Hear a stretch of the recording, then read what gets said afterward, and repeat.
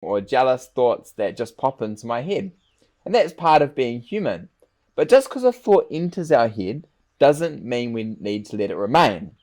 We can choose whether we let it take root or whether we pull that weed out and replace it with something good. And in 2 Corinthians chapter 10, verse 5, Paul teaches us this principle when he says, take every thought captive and make it obedient to Christ. There's a principle in life that we become what we behold. The more we think about something, or the more we think about a behavior or a topic, the more that it influences and impacts our lives. So, if we let sexual thoughts wander around and around and around in our life, then that is who we're going to become. And it's going to influence our behavior and our habits and our character as a person.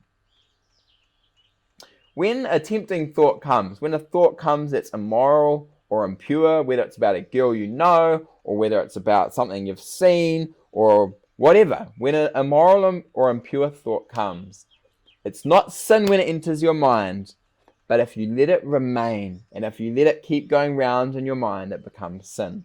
So it's really important. We need to take those thoughts captive. But we can't just pull the weed out. We need to plant something good in its place.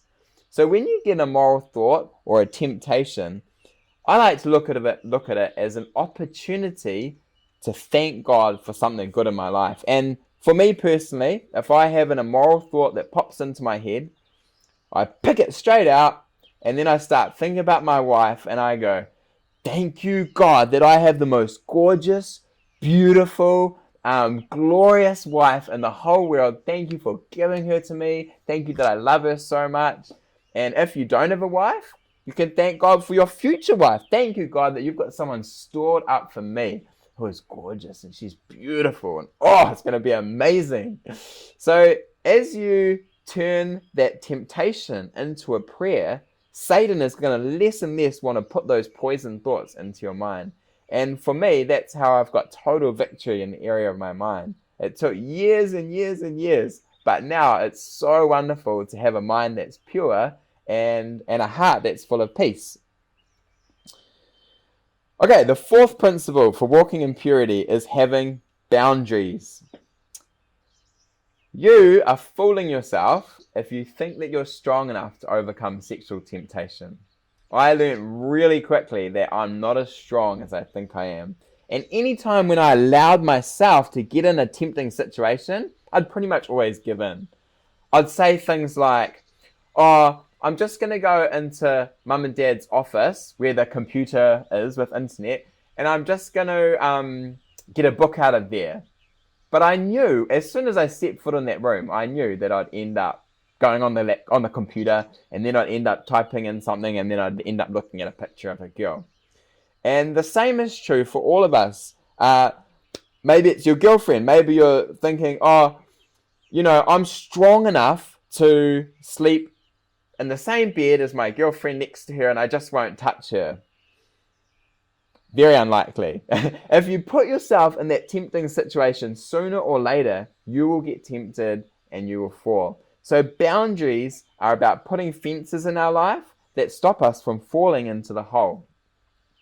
And all of us have different struggles and different journeys, but we all have areas that we're weak. And so we need to identify where our weak area is and then put up a fence to stop ourselves from falling in. If your weakness is phones, if you're like, oh, every night I'm going off to bed and then I get tempted and I get out my phone and I start looking at pictures of girls.